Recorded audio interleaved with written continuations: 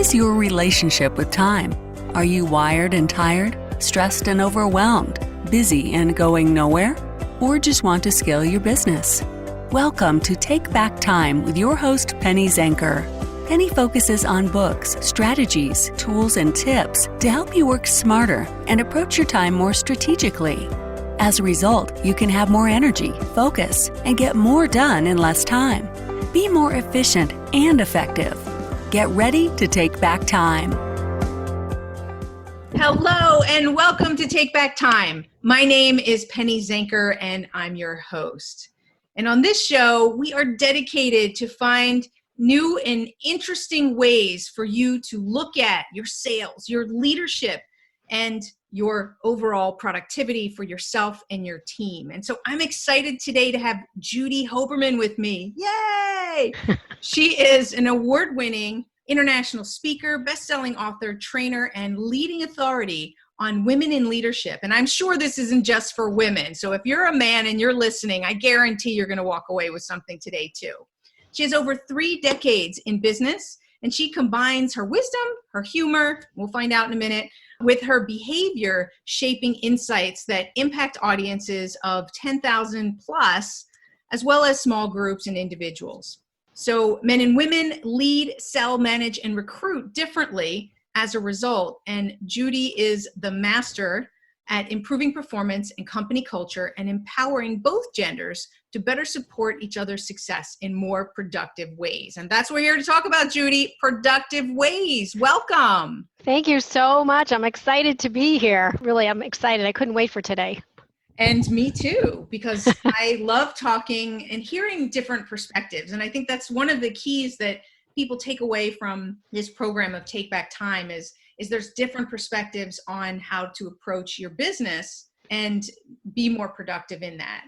What's your secret sauce? If I had to say, there's one shortcut that you have, that you use, that helps everybody that you work with be more productive, engaging, they sell more, what's your ideal quick shortcut?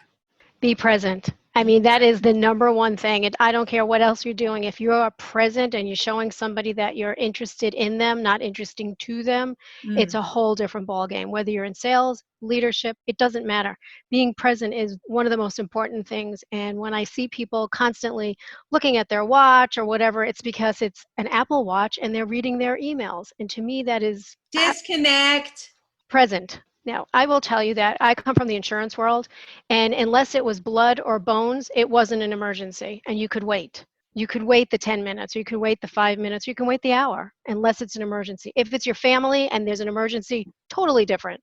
But when you're one-on-one with somebody or in a meeting, nope.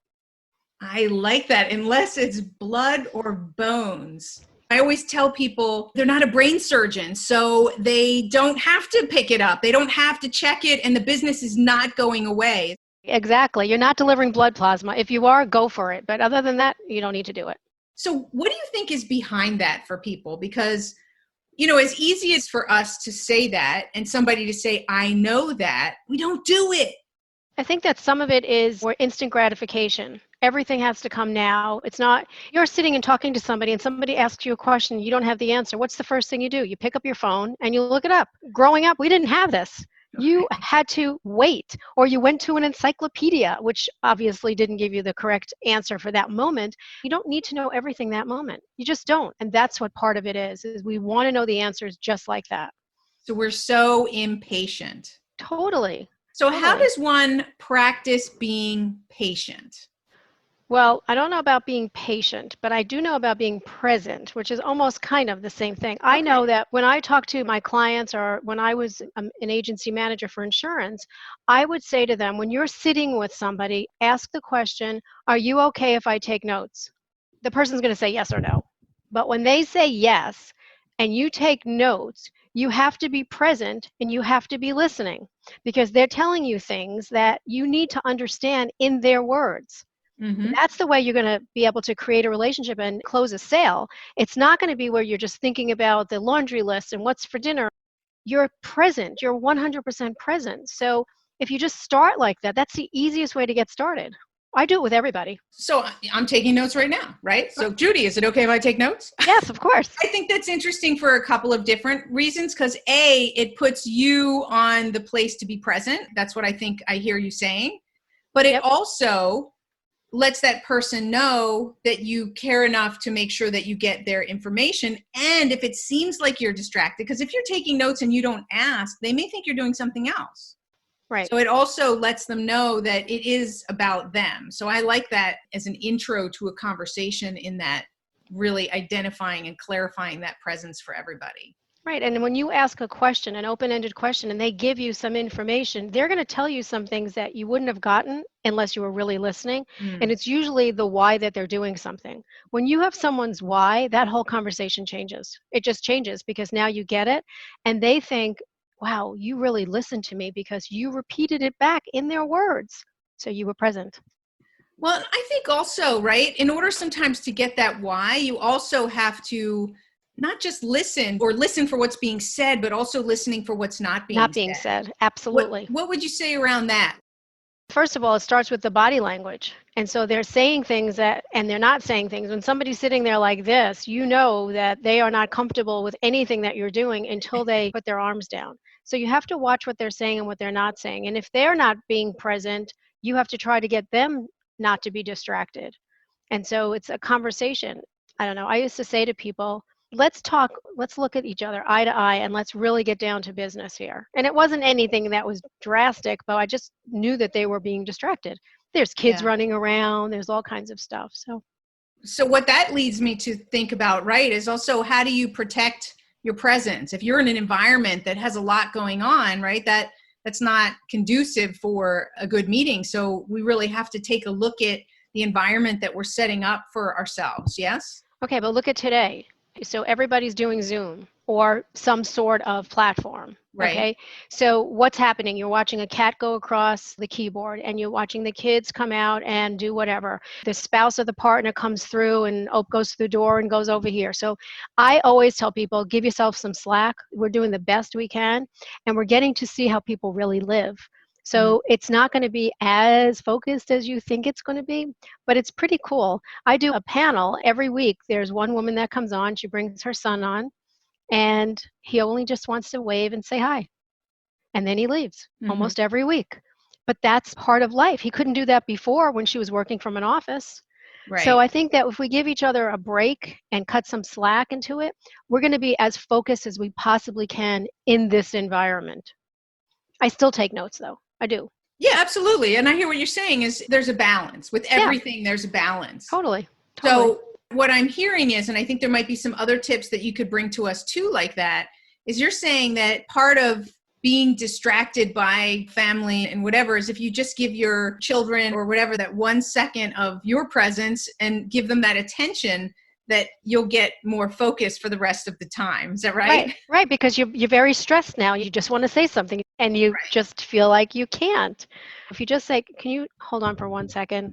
And then you just blah, blah, blah, blah, blah, blah. Okay, now I'm back. Now I can be focused again. Because before I was like totally stressed out. What if they walk past? What if one of my kids is doing something they shouldn't be doing? Right. Running around in their underwear. We've had people on Zoom that, whatever.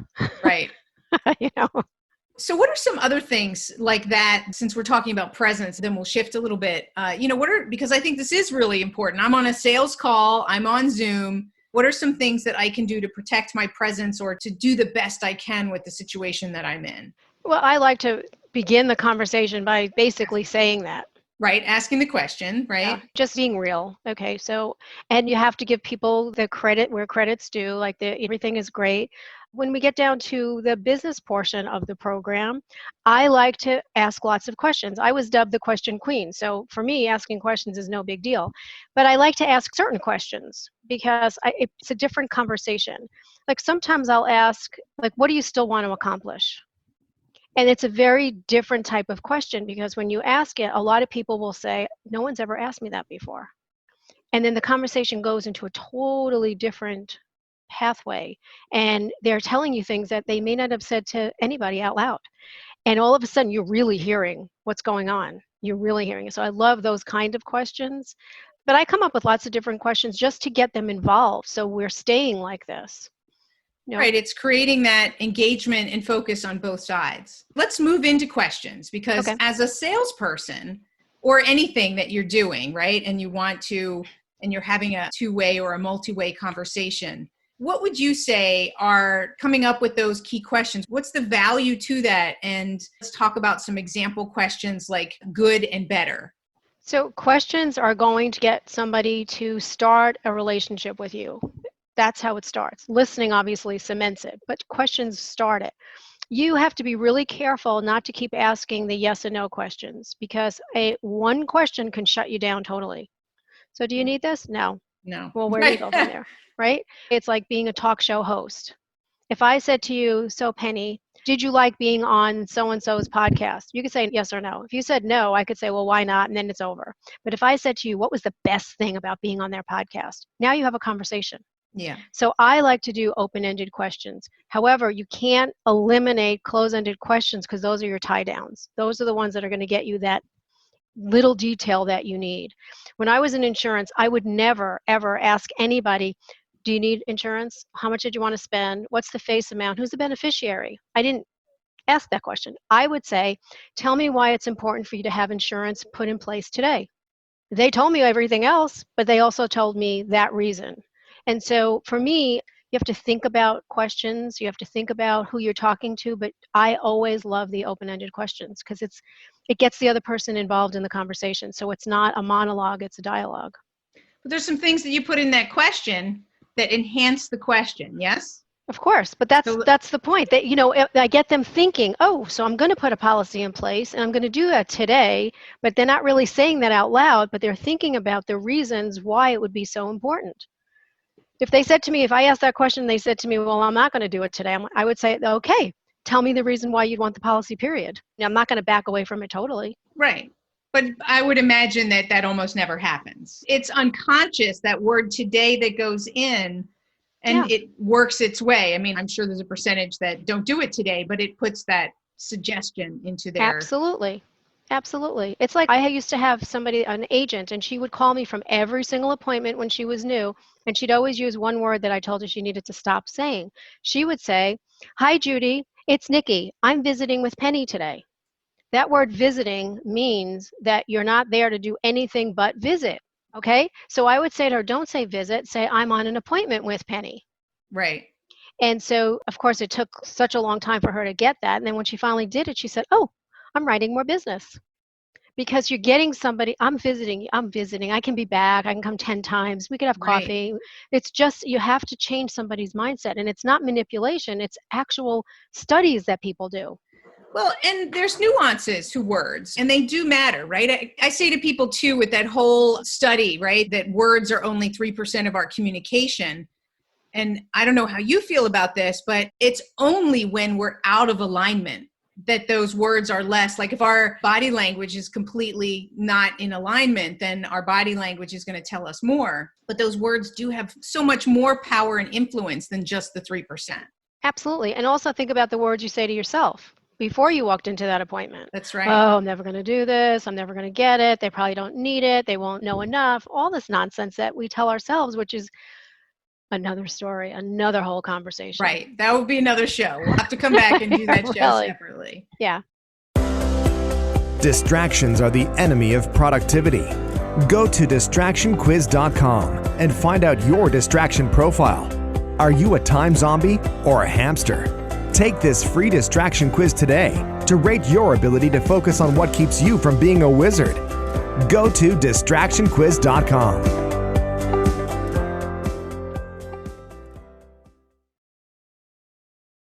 But so I just want to stay with the questions because it's amazing to me how the best strategies are so freaking simple. I know, but people make it very hard. I know. So tell me, why do we do that? Like, how do we break through that complexity that we're creating? So I personally believe that when you have the ability to go out with somebody and watch what they're doing, you will learn more lessons than you could ever imagine. Because what happens on both sides, the person that is taking you out is on their very best behavior. Even though they've been doing this for 20 years, they're on their best behavior. They're showing you exactly how it needs to get done. You are sitting there taking notes and then having a follow debrief in the car afterwards or on Zoom or whatever, and learning, why did they say this instead of this? And you realize it isn't that hard to do. But then you say, if I didn't close it today, then I must be doing something wrong, so let me make it harder. It's got to be harder than this. And then you have this whole thing in your head that you're saying, it's really too hard. I don't think I could do it. Nobody wants to talk to me. And then somebody has to talk you off the ledge.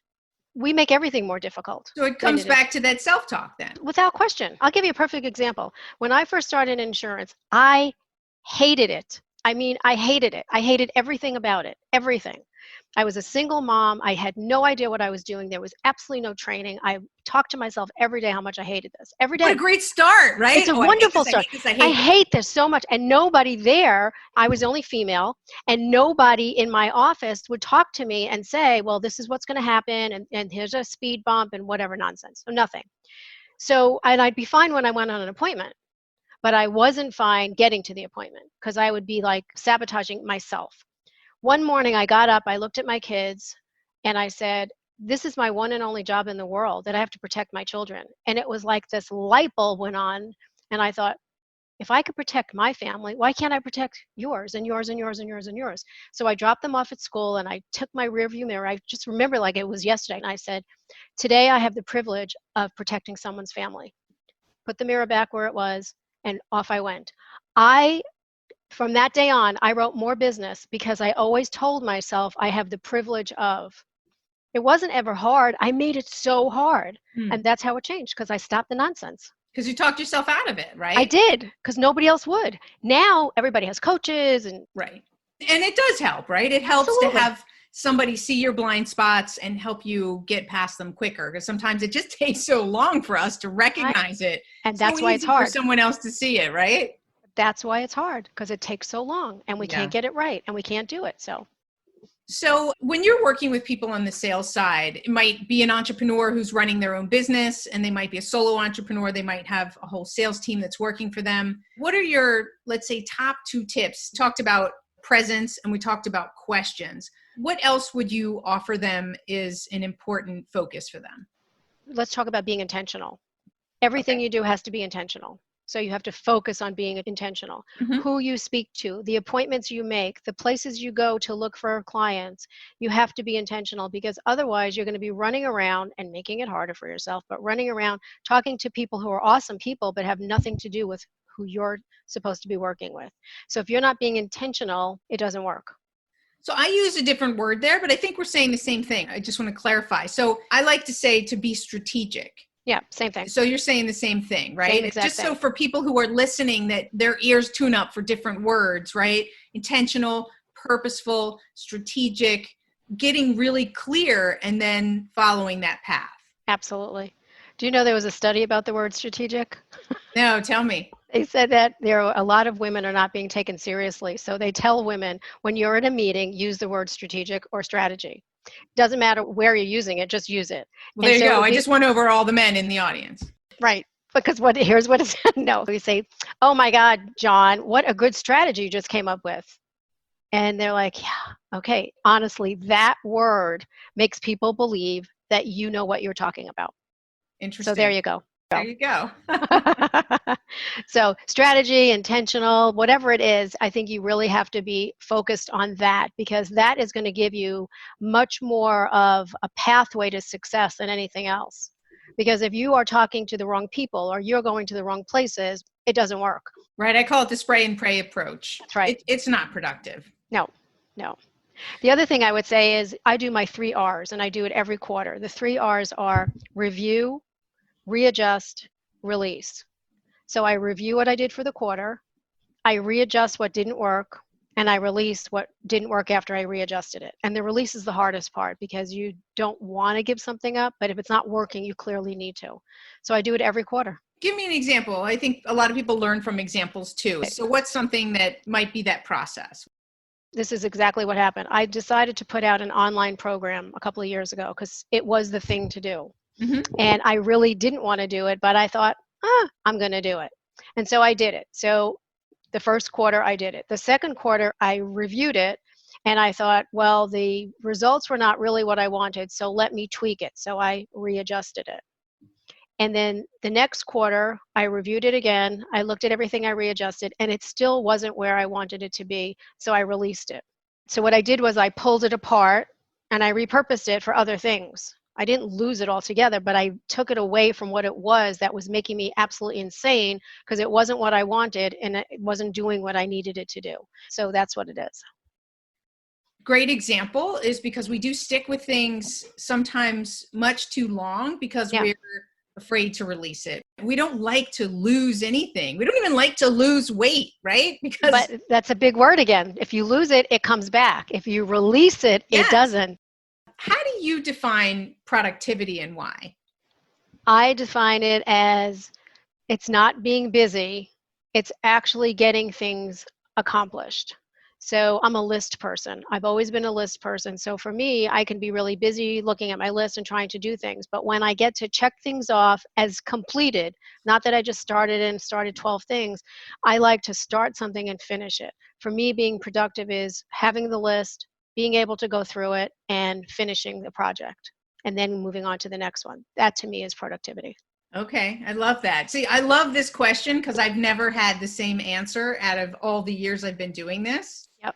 I like that. So it's starting something, to simplify, right? It's starting something and finishing it. And that a lot of people don't do. Like I'm a great starter and not as much of a finisher, but it's got to get finished, right? Totally. So Otherwise, you're just busy all the time.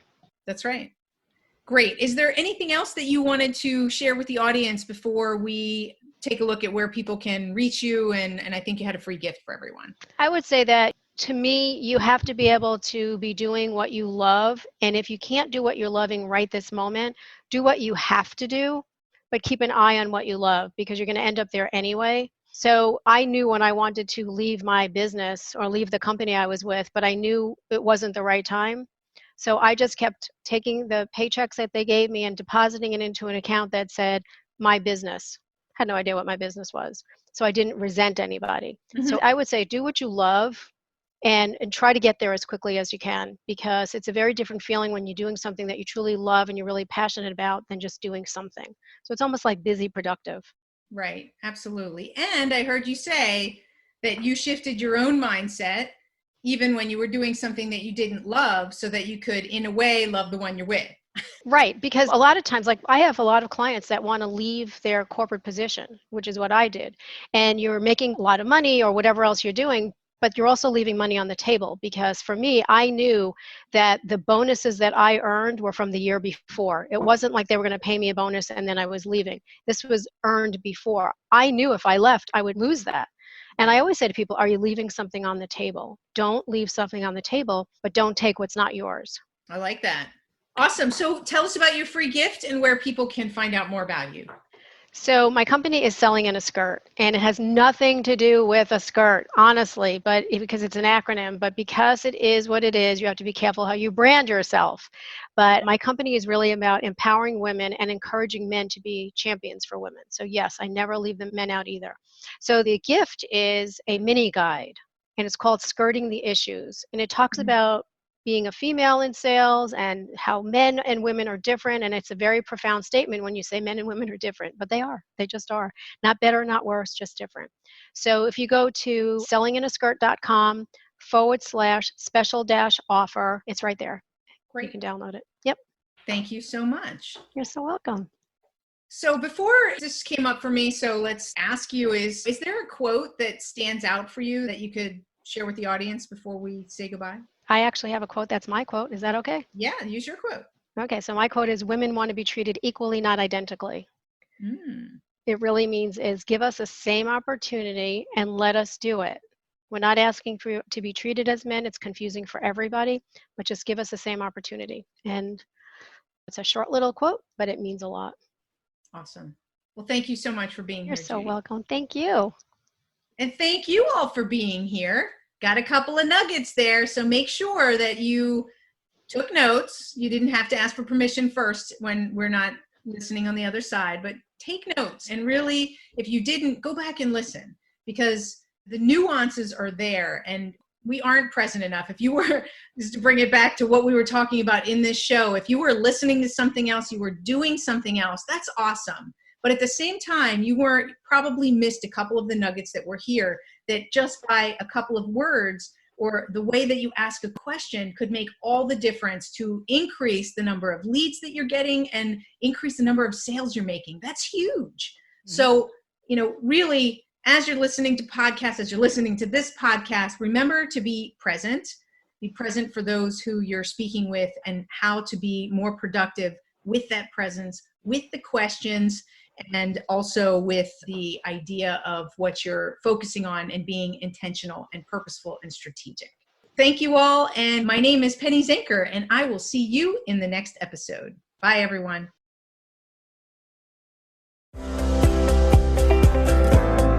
Thank you for listening. Today's topic is another opportunity for you to put the knowledge you learned into practice. Tune in again next week for more strategies that will help you have more energy and focus to get more done in less time, so you can continue to take back time.